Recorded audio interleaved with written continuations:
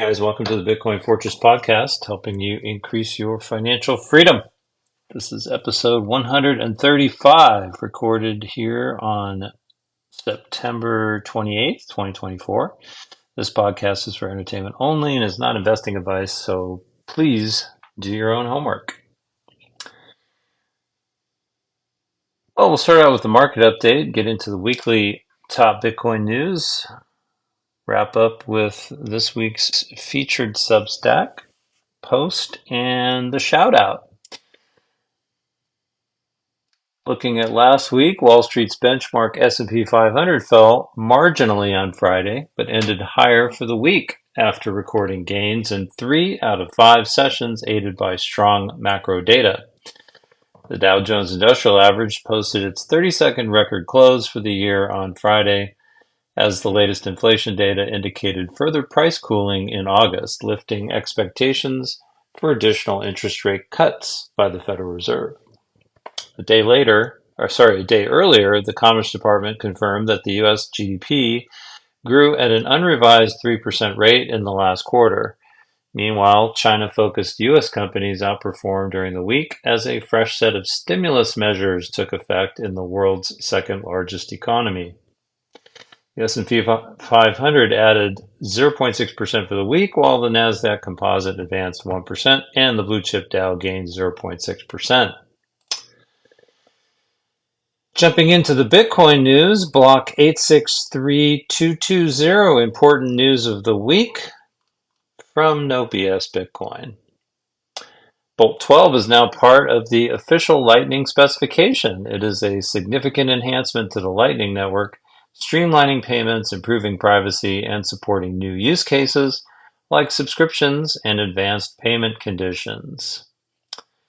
Disclosure of memory DOS due to headers spam in Bitcoin Core version 24.00 and older. Before Bitcoin Core version 24.0.1, attackers could spam nodes with low difficulty headers chains, which could be used to remotely crash peers. By February 2022, attack costs dropped to 14.73% of mining a block. By September 2024, it would be just 4.44%, 1.07 Bitcoin and 0.14 Bitcoin respectively. This issue is considered high severity, and users should upgrade their nodes.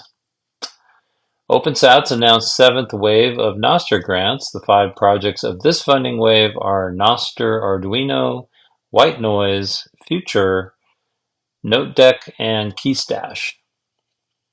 7th wave of OpenSats Bitcoin grants awarded to 8 Bitcoin projects. Grantees include Kyoto, Minibits, DLC DevKit, Cove, Nutmix, ASMap, Floresta, and Assume UTXO in Bitcoin Core app.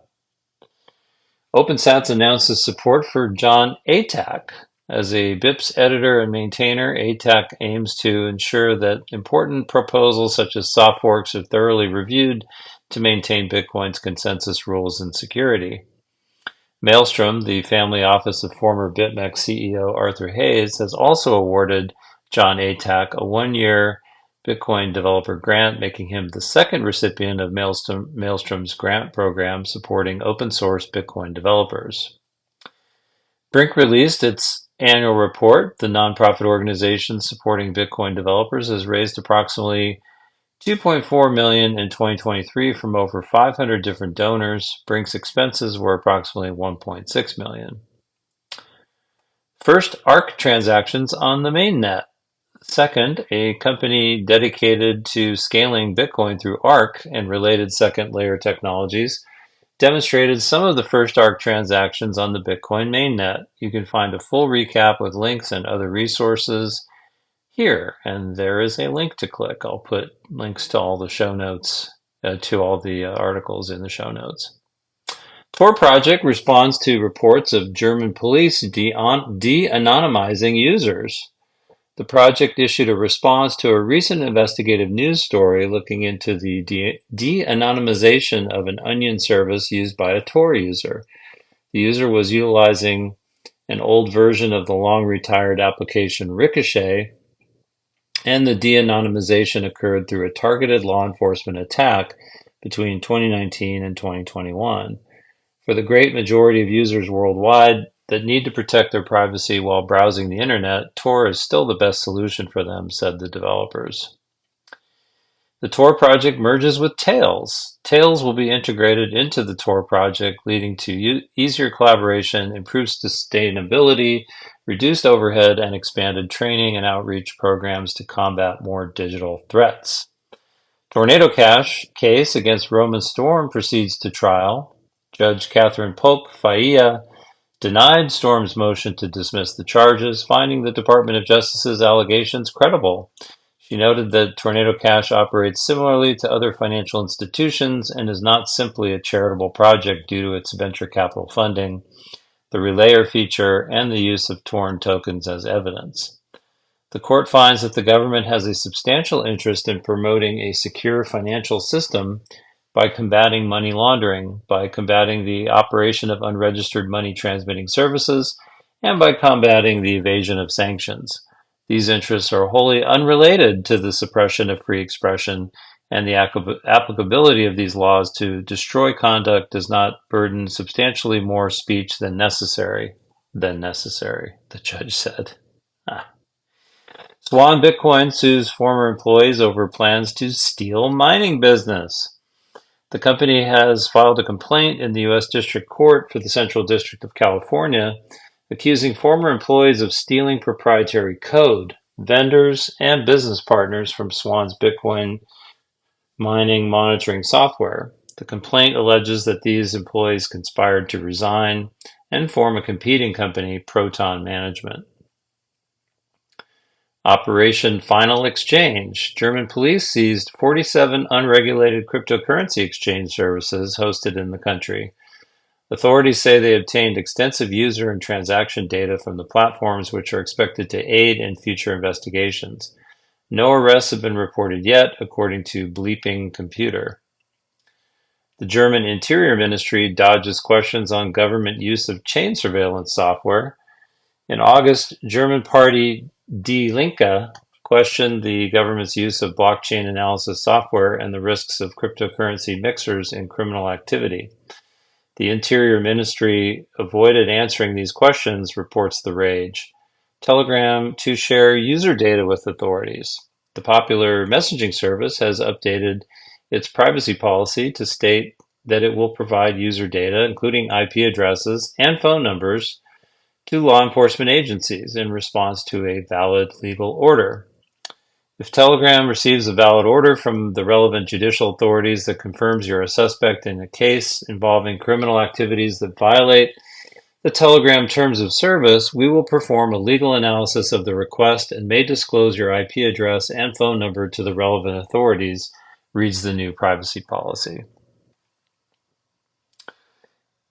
Inside the Biden admin's plot to destroy Silvergate and debank cryptocurrency industry, Nick Carter wrote an investigative piece detailing how the Biden administration and Senator Elizabeth Warren incited the 2023 regional banking crisis, which ultimately took down Signature, Silicon Valley Bank, and First Republic, in an attempt to deliberately kill off crypto-friendly banks. Gary Gensler to rule on SEC licensing requirements for communication protocols. SEC Chair Gary Gensler aims to decide on amendments to Rule 3b-16 of the Exchange Act by November.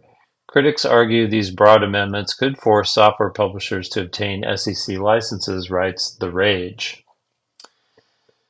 Dutch Parliament passes law to ban cash payments above €3,000. The House of Representatives has voted in favor of a ban on cash payments for goods above €3,000. The measure does not apply to transactions between individuals. Binance denies data breach concerning 13 million users. Daily Dark Web reported a potential data breach exposing personal details of nearly 13 million Binance users on the dark web. However, a Binance spokesperson denied this, stating their security team found no evidence of a data leak. German government plans expansion of bank account surveillance. Wow, Germany's in the news a lot lately. A proposed security package aims to expand the German Federal Police's surveillance capabilities over bank accounts flagged for suspicious activity and transaction reports, writes Lola L33TZ for The Rage. Swedish police labels crypto exchanges as professional money launderers. A report by the Swedish Police Authority classifies certain cryptocurrency exchanges and related services as professional money launderers, asserting that these platforms are frequently used by criminals to launder proceeds from various crimes. Former Alameda CEO Caroline Ellison sentenced to 24 months in prison. Despite Ellison's, quote, remarkable assistance to the government in the case against FTX founder Sam Bankman-Fried, Judge Lewis Kaplan stated that this is still an, quote, outrageous fraud. And he would be right. 243 million heist targeting Genesis creditor. On August 19th, the creditor of the now bankrupt trading firm Genesis was deceived by a complex social engineering scam involving a fake Google support number, resulting in the loss of more than 4,100 Bitcoin. The U.S. Department of Justice announced on Thursday that the investigation into the theft has resulted in 2 arrests. Forbes pulls article criticizing BBC's reporting on Bitcoin. The publication removed an article by Susie Violet Ward, published on September 4th, 2024, that criticized the BBC's misleading coverage of Bitcoin's environmental impact, reports BTC Times. The report is still available via archive here, and there's a link in the article. MicroStrategy gets additional 7,420 Bitcoin. The latest purchase cost $489 million, bringing the company's total Bitcoin holdings to 252,220 coins. SEC approves option trading on BlackRock's spot Bitcoin ETF. The approved options on the iShares Bitcoin Trust will be physically settled, meaning Bitcoin will be delivered upon exercise of the option, reports Bitcoin Times. That's interesting. Hut 8 and Bitmain to launch a next-gen ASIC miner, U3S21EXPH, according to the firm. This can reach up to 860 terahash per second with an efficiency of 13 joules per terahash. This model is the result of a partnership between Hut 8 and Bitmain, where Hut 8 supported both technical and commercial development. Also in the news, Hut 8 broadens its AI initiatives. The Bitcoin mining company revealed it had begun earning revenue from its new GPU as a service product, hosted at a Tier 3 data center in Chicago. This service features several HPE Cray supercomputers equipped with 1,000 NVIDIA H100 GPUs. Bitfarms and Riot Platforms have reached a settlement, potentially ending their takeover dispute. Under the agreement, Riot cannot acquire more than 20% of Bitfarms without board approval. Additionally, Bitfarms co-founder Andres Finkelstein resigned from the board of directors and was replaced by Amy Friedman as requested by Riot.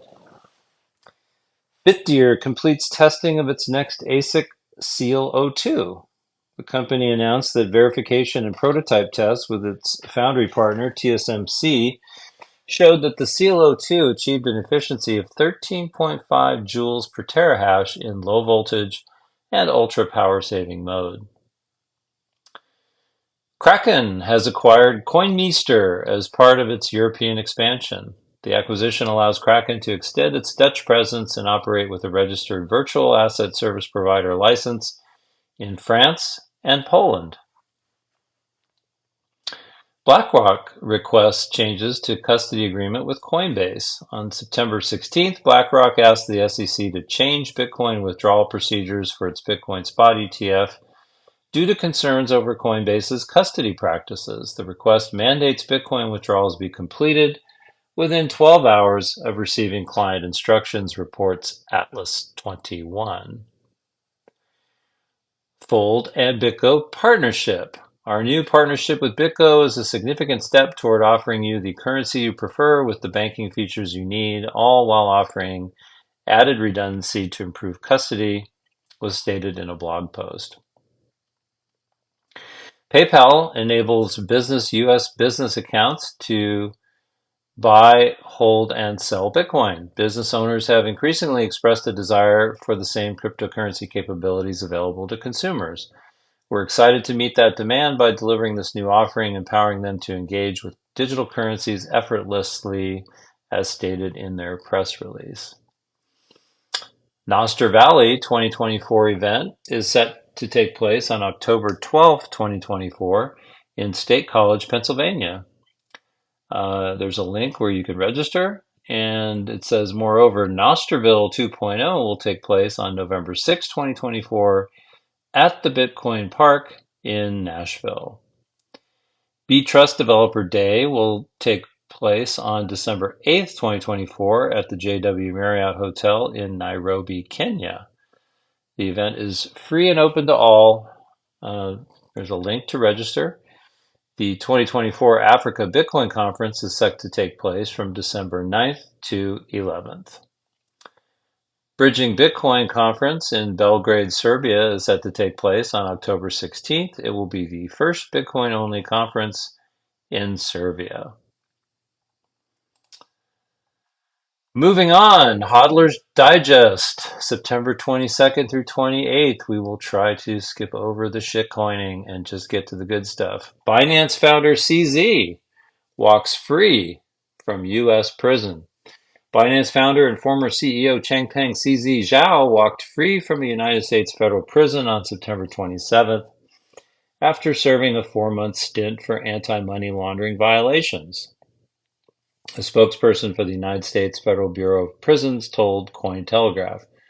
CZ pled guilty in November to federal charges for failure to implement proper AML controls at Binance, the world's largest cryptocurrency exchange in terms of daily trading volumes, according to a November 21st statement from the U.S. Department of Justice. He also stepped down as Binance's CEO. With a reported net worth of approximately $60 billion, CZ is the wealthiest person ever to serve a prison sentence in the U.S. Speaking of prison, former Alameda Research CEO Caroline Ellison was sentenced on November 24th to 2 years in a minimum security prison for her role in FTX's collapse. The sentence was handed down by Judge Lewis Kaplan of the United States District Court for the Southern District of New York, who determined that Ellison must also forfeit the roughly $11 billion she earned from FTX. Kaplan said Ellison's surrender date will be set on or after November 7th. Ellison could have faced 110 years in prison for her crimes, but Lewis expressed considerable sympathy for her. According to Bloomberg, the judge told her, "You're a very strong person, Miss Ellison, in some ways, but not inviolable. Mr. Bankman-Fried had your kryptonite. You were vulnerable and you were exploited." Ellison clasped her hands in front of her as the sentence was read, and family members in attendance at the trial wept. The reclusive Ellison complained that she was subject to harassment from the crypto community in the media and in real life, which has made her afraid to go out in public. She cooperated extensively with the prosecution in the case against Sam Bankman-Fried, her former colleague and purported boyfriend, so much so that the prosecution recommended leniency for her. But she still got 2 years. The owner of a crypto company was charged in a case involving cryptocurrency fraud, bribery, and corrupt law enforcement officials, federal prosecutors said.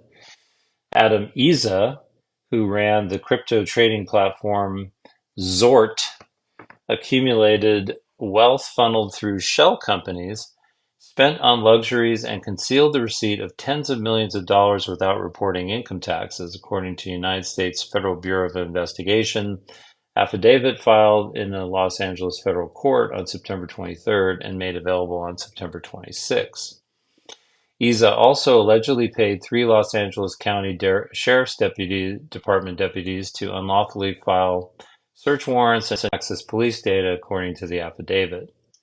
Isa, also known as Ahmed Faik and The Godfather, allegedly bragged about paying as much as $280,000 a month to the deputies and is accused of using police information to try to coerce one alleged victim, identified only as EZ, into handing over a laptop used to store crypto.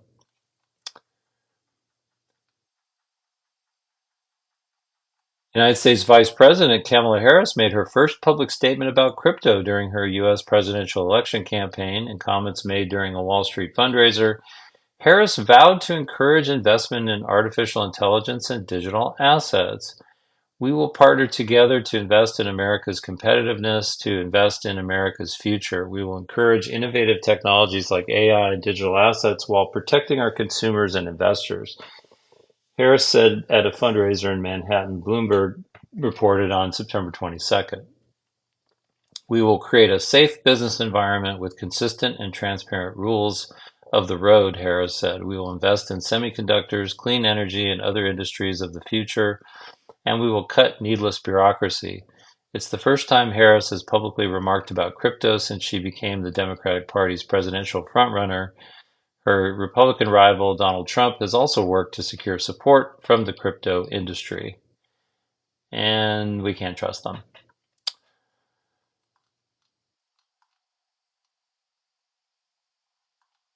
Let's see. FUD of the week. Bitcoin financial services firm Swan Bitcoin has filed a lawsuit. We heard about this earlier against several former employees from its mining arm, alleging they stole the firm's software code, resigned, and then used that code to kickstart their own mining business. The ex-staff supposedly founded counterfeit competitor firm Proton and convinced one of Swan's funding partners, stablecoin issuer Tether, to cut ties with Swan and work with them instead. Oh, that's not good. This was intended to irreparably harm Swan's ability to compete in the market. Swan's attorneys alleged in the September 25th court filing they hatched a plan to steal Swan's mining business from the inside, usurp Swan's role, and then cut Swan out from the Tether joint venture. They dubbed it Rain and Hellfire.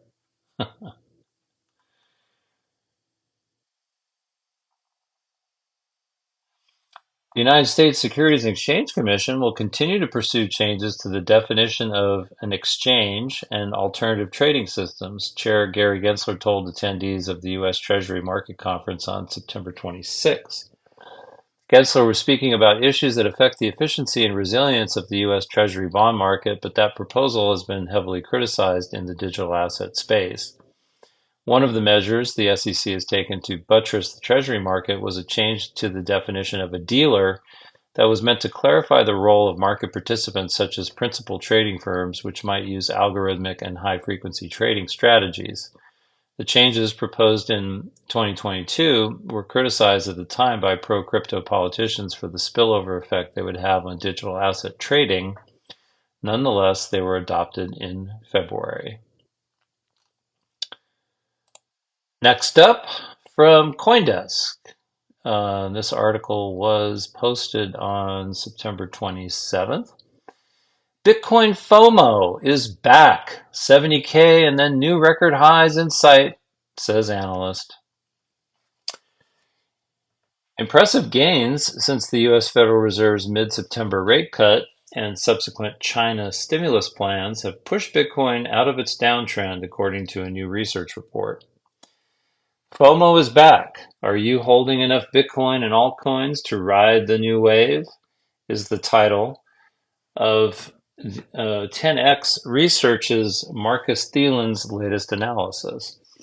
With Bitcoin breaking above 65,000, we anticipate a swift move towards 70,000, followed by new all-time highs in the near term.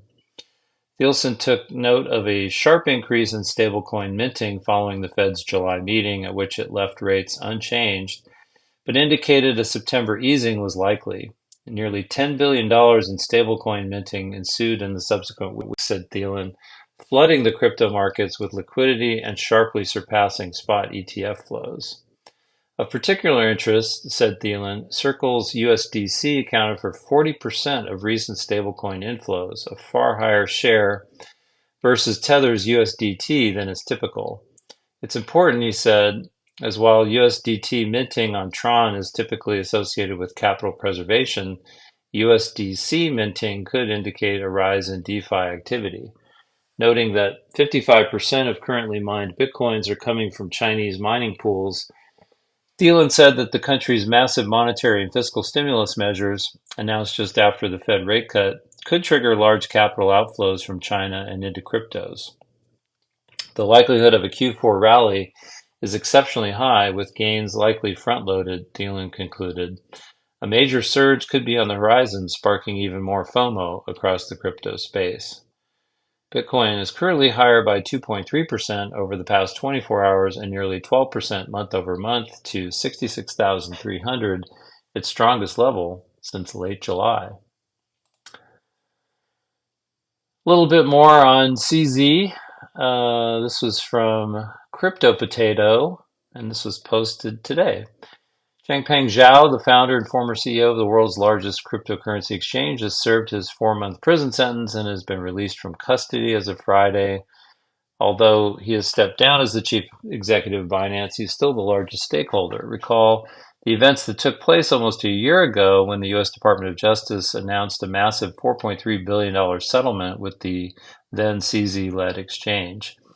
This came after years of investigations from different entities, and Binance, as well as its founder, pled guilty to willfully floundering the Bank Secrecy Act. Flaunting, I think, is probably the correct word. Zhao's guilty plea was for failing to implement a strong anti-money laundering program. He had to step down as the CEO and paid a $50 million penalty. In late April, CZ was also slapped with a 4-month prison sentence, which was a lot less than the requested 3 years. At the time, he said, "I will do my time, conclude this phase, and focus on the next chapter of my life. I will remain a passive investor and holder in crypto. Our industry has entered a new phase. Compliance is super important. A silver lining of this whole process is that Binance has been under the microscope, and the funds are seifu, protect users."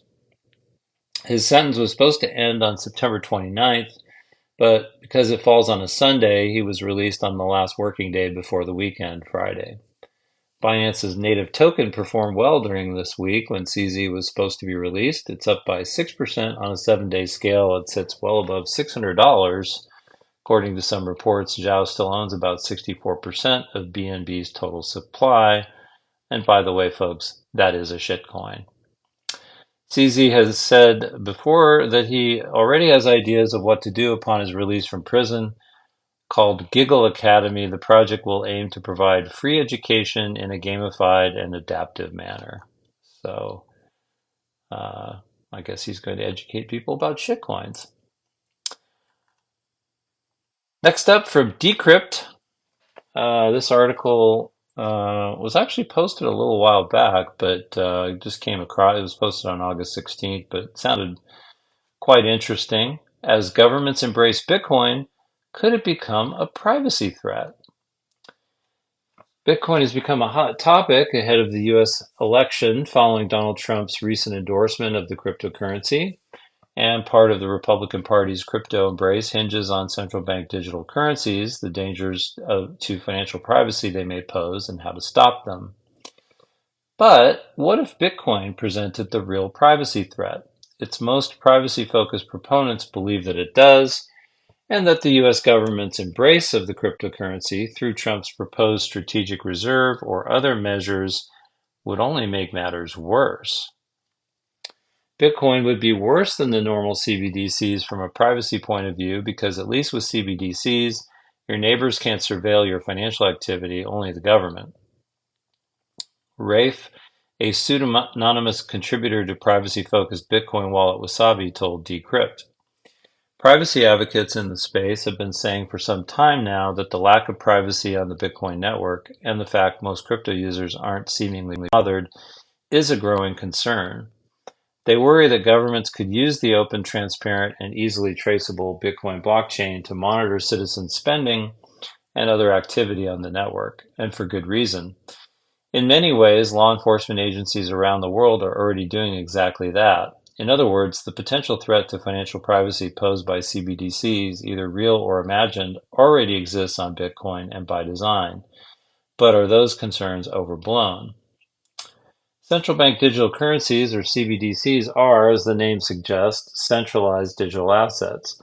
Unlike virtual coins like Bitcoin or Ethereum, CBDCs are operated by a centralized entity, usually a government. Both the crypto community and some US lawmakers have warned that such a technology is a threat to liberty. Trump, ahead of the election, has especially ramped up the rhetoric. In January, he called CBDCs a dangerous threat to freedom, and he said he would never allow the creation of one. He has touted Bitcoin as a remedy and wants the asset to be exclusively mined on American soil. He's not the only one that wants Bitcoin to be a big part of the U.S. economy. Bitcoin Senator Cynthia Lummis from Wyoming introduced a bill just 2 weeks ago that aims to build a government Bitcoin reserve, mirroring Trump's proposal. Crypto users and like-minded politicians don't like the idea of a government-issued CBDC because it could allow for broad oversight of the public's financial activities and potentially restrict spending. China, the most advanced country in terms of CBDC testing and development, already closely monitors its citizen spending. If Bitcoin becomes a payment system used by a majority of citizens, could governments use it like a CBDC? Bitcoin, by design, is transparent. Every transaction is recorded on a distributed ledger for people to see. This has long been a talking point for Bitcoiners. If two Bitcoiners send and receive money in a transaction, it isn't difficult to see what the other funds they have sitting in their personal wallets, where they've been, or where they go next. Law enforcement officials have even said they love it when criminals use Bitcoin because it's so easily traceable. Governments have gotten very good at monitoring that ledger and tracking transactions through the ledger, and if they do, to the extent that they're able to connect your physical or real-world identity to your digital address, they're able to see what transactions you're making. Associate Professor of Economics at Florida Atlantic University, William J. Luther, told Decrypt. Luther added, however, that Bitcoin can offer a high degree of financial privacy, but users must take additional steps to operationalize it via privacy-enabling tools. Such tools are commonly referred to as mixers, which help anonymize transactions that would otherwise be traceable. High-profile figures such as NSA whistleblower Edward Snowden have pushed for privacy-focused Bitcoin solutions, only for U.S. authorities to crack down hard on tools which aim to anonymize crypto transactions. In May, U.S. authorities arrested the founders of Bitcoin mixer Samurai Wallet, accusing them of conspiracy to commit money laundering. The app allowed users to obfuscate their transactions by mixing them with others. Craig Raw, developer of the Bitcoin Sparrow wallet, told Decrypt that although techniques work to privatize Bitcoin, the current U.S. administration seeks to suppress or remove access to them entirely. But despite the warnings, worries that Bitcoin could be used like a CBDC don't sway other privacy advocates. Blockchain consultant at Willenreimer and former member of the Magic Monero Fund Committee, Philip Breimer, said that although Bitcoin is an excellent surveillance tool and governments will use it to trace criminals, it's unlikely to be used as a CBDC. She added that disagreements over whether Bitcoin works as cash or digital gold would make it hard for authorities to regulate and therefore difficult to ever be used as a currency. Nicholas Anthony, policy analyst at the Cato Institute's Center for Monetary and Financial Alternatives and a fellow at the Human Rights Foundation, likewise told Decrypt that a government controlling its citizens through blockchain would be very difficult and would lead Bitcoiners to go elsewhere. If something like that were to occur, I very much imagine that the rest of the space would fork the chain and try to go elsewhere, he said. So considering by its very nature Bitcoin is outside of the direct control of governments, I don't see how it can be used to that extent, he said. Still, those working on privacy solutions for Bitcoiners bemoan that not enough of the community cares about the topic. Snowden again warned of the dangers of Bitcoin's lack of privacy at the Bitcoin 2024 conference in late July, claiming that AI could be used to surveil financial transactions, and Bitcoin's public ledger is a prime location to train such AI models. Wasabi developer Rafe warns that if Bitcoin does end up being used by oppressive governments, it may be too late by the time people notice. Most people don't care about their freedom until it's taken away from them, he said. If nothing changes, we're looking at a pretty grim future. So some good food for thought here, for sure. Next up for BitcoinNews.com. This was posted on September 26th. BNY Mellon now exempt from SAB 121 for Bitcoin custody. In the evolving world of Bitcoin, BNY Mellon stands out as a key player navigating the complexities of regulation while expanding its services in the digital asset space. Recently, the bank made headlines for being granted an exemption from the U.S. Securities and Exchange Commission's controversial Staff Accounting Bulletin number 121. This move that allows it to offer Bitcoin custody services while avoiding some of the burdensome regulatory requirements that have troubled other financial institutions. SAB 121 was introduced by the SEC as a response to the collapse of major digital asset entities such as FTX and Celsius. The regulation requires financial institutions that hold customers' digital assets to list these holdings on their balance sheets, effectively recognizing them as liabilities. This has created a chilling effect, dissuading many banks from providing Bitcoin custody services due to the increased financial risk and regulatory scrutiny involved. Critics argue that SAB 121 hinders banks' ability to operate in the fast-growing digital asset market. In a recent letter, the bipartisan group of 42 U.S. Congress members urged the SEC to reconsider this regulation, stating it conflicts with established accounting standards and could expose consumers to greater risks. They emphasized both the House and Senate vote on H.J. Resolution 109 sent a clear message from Congress to the SEC, issuing staff guidance to impose policy changes is not appropriate and violates both the spirit and the letter of the Administrative Procedure Act. They urge the SEC to repeal SAB 121 and work with Congress to ensure Americans have access to safe and secure custodial arrangements for digital assets. In Tuesday's congressional hearing, Congressman Tom Emmer claimed that SEC Chair Gary Gensler invented the term crypto asset security to hinder innovation in the Bitcoin sector. Emmer argued that Gensler has employed this phrase to advance his regulatory agenda through enforcement actions against the Bitcoin industry over the last 3 years. He criticized Gensler directly, stating, "You've made up the term crypto asset security. This term is nowhere to be found in statute. You made it up and never provided any interpretive guidance on how crypto asset security might be defined within the walls of your SEC." Amid this regulatory upheaval, BNY Mellon has managed to carve out a niche for itself. The bank was granted a significant exemption from the SEC, allowing it to bypass the burdens of SAB 121 while providing custody services for Bitcoin. This exemption is seen as a pivotal development in the Bitcoin space as it positions BNY Mellon as a frontrunner in offering secure digital asset solutions. The bank's willingness to engage with regulators and adapt to the changing landscape of financial services has been a key factor in its ability to navigate the challenges posed by regulations like SAB 121. The SEC's decision to exempt BNY Mellon from SAB 121 has raised eyebrows in the financial community, with critics questioning whether this reflects an uneven regulatory environment. While other banks have struggled to comply with the stringent requirements of the SEC, BNY Mellon appears to have found a way to thrive. The Bitcoin community has strongly opposed this move. Caitlin Long, CEO of a Bitcoin-friendly bank, criticized BNY Mellon's entry into Bitcoin ETF custody and highlighted the Federal Reserve's inconsistent stance on digital assets, questioning its systematic risk warnings while permitting major banks to participate. While BNY Mellon is in a favorable position, the broader market for Bitcoin custody remains challenging. Many banks are still hesitant to enter the space due to the risks associated with the SEC's rules.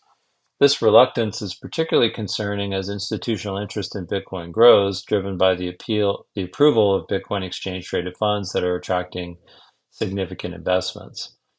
Patrick McHenry, a congressional representative pushing for reforms to SAB 121, emphasized that the SEC's strict regulations pose a challenge for numerous banks aiming to venture into the Bitcoin market.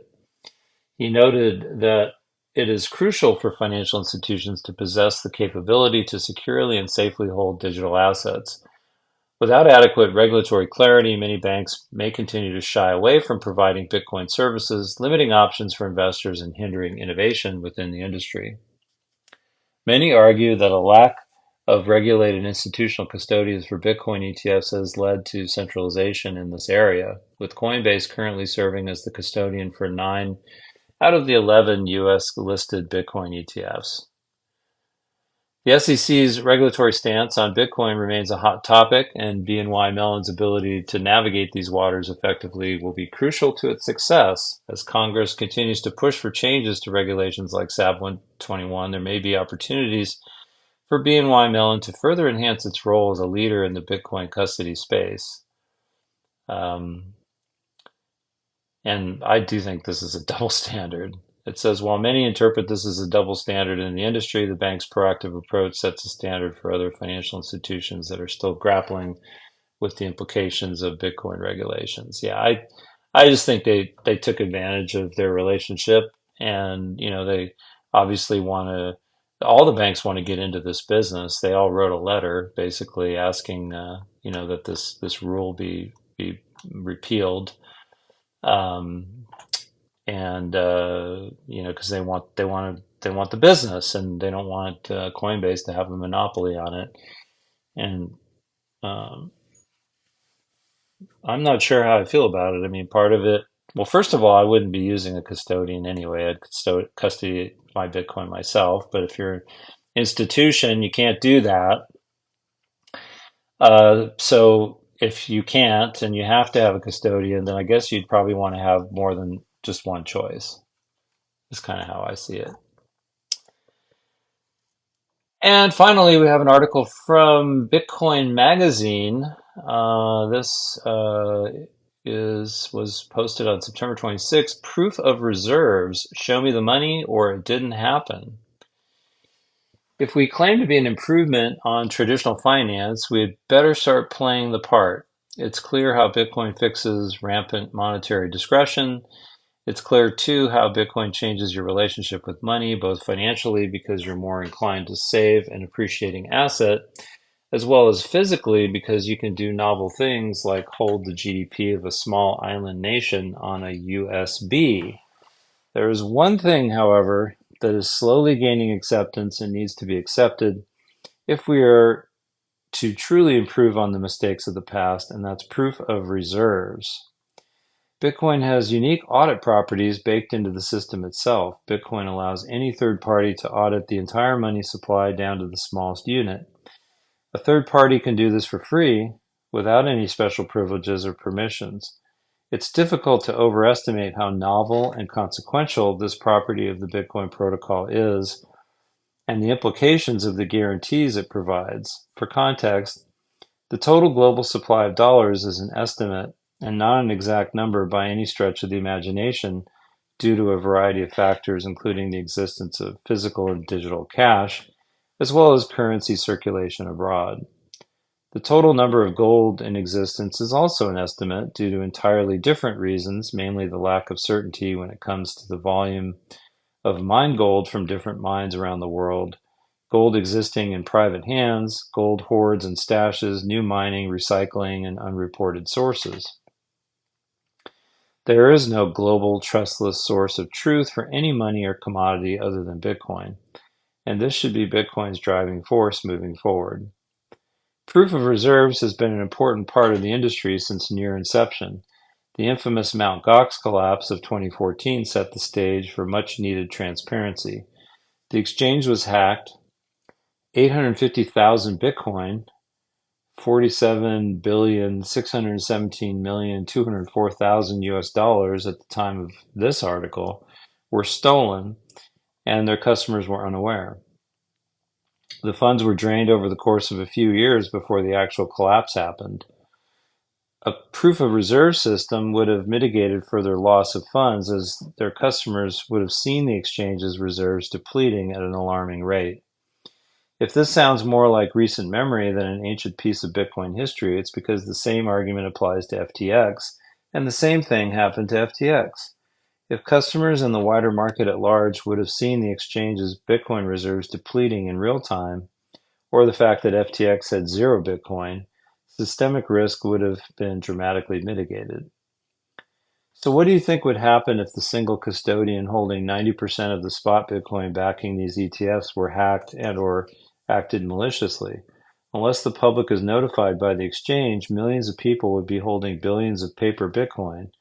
The more we connect ourselves to traditional finance, the more cross risk there is between traditional financial markets and the crypto markets.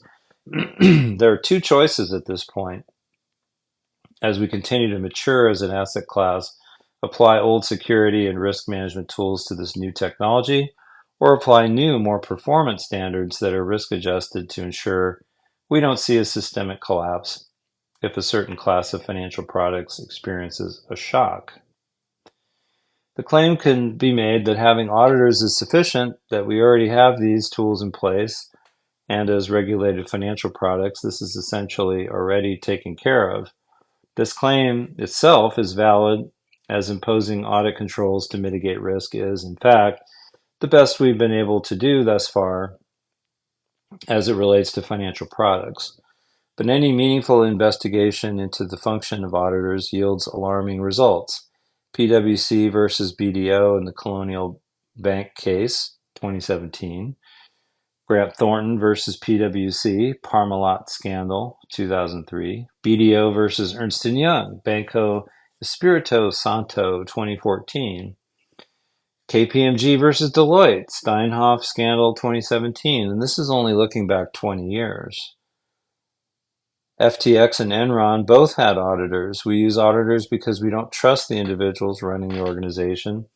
And the best we've been able to do to date is defer trust over to a different set of people outside the organization.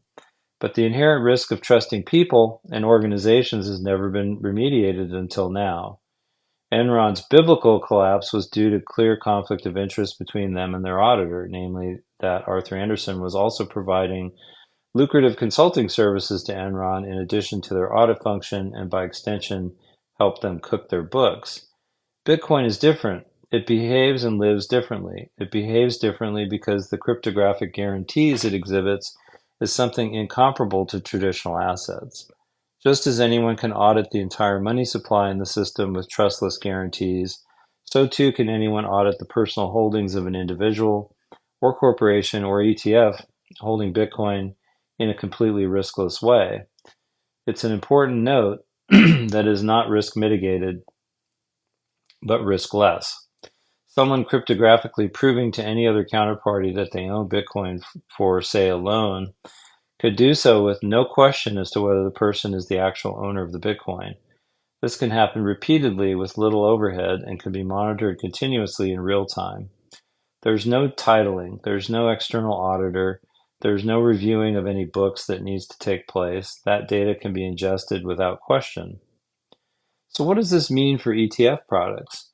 It should be clear at this point that because ETF products are such a critical pillar of our modern financial system, and because Bitcoin introduces unique risk paradigms that old audit standards are inadequately servicing, that the new risk infrastructure needs to be applied to these products. The solution is simple, and it's the same solution that's been crackling its way up through the ice we're all standing on in an attempt to get some air. Require spot Bitcoin ETF products to implement and comply with proof of reserves regimes. They should be giving their investors the peace of mind that the underlying asset backing these ETFs exists, that they're sitting in robust custody setups that are not being rehypothecated. A failure to do so or an unwillingness to do so on the part of the ETF issuer speaks to the priorities of the issuer, namely that they either don't understand the nature of this particular financial product or that they're more comfortable operating with opacity than transparency. A failure to implement this as a standard industry-wide is simply a ticking time bomb. Hoseki was created for this very purpose, to build the plumbing that makes financializing Bitcoin a reality, starting with proof of reserves. Hoseki helps individuals prove their reserves to counterparties through Hoseki Connect and through Hoseki Verified. provide services to private and public corporates and ETF issuers so they can publicly verify their Bitcoin holdings, building better brands, redefining trust, and mitigating risk for a healthier and more robust financial ecosystem. I guess this guy works for them. Who'd have thought? Uh, Still, I like what this article is saying in terms of the importance of proof of reserves. So it kind of goes along with if you're going to have, if you're an institution and you're going to have somebody custody your Bitcoin, you should have proof of reserves to prove that it's where it needs to be and that they haven't taken it and moved it somewhere else and effectively rehypothecated it like they do all the time in the traditional financial system. Okay, and then before I wrap up, I did want to feature this week's post on the Bitcoin Fortress Substack, and I will include a link to this along with all the other articles that I went over this week in the show notes. The article is entitled "Life Prioritization Philosophy: How Bitcoin and Faith Help Reorder What Matters Most." So check it out. Again, link in the show notes. Finally, I wanted to give a shout out to the top boost on Fountain last week. Once again, it's at God's Death with 536 sats. Thank you, sir. And with that, I will thank you all for listening to the podcast. If you enjoyed the show, please like and leave a comment. Also, don't forget to subscribe on your favorite podcast app so you don't miss an episode. You can follow my Substack at bitcoinfortress.substack.com. If you like, it's free. But you can also subscribe if you want to support me. And you can follow me on Nostr. Nostr only. My NPub is included in the show notes. And I will talk to y'all next week. Bye-bye.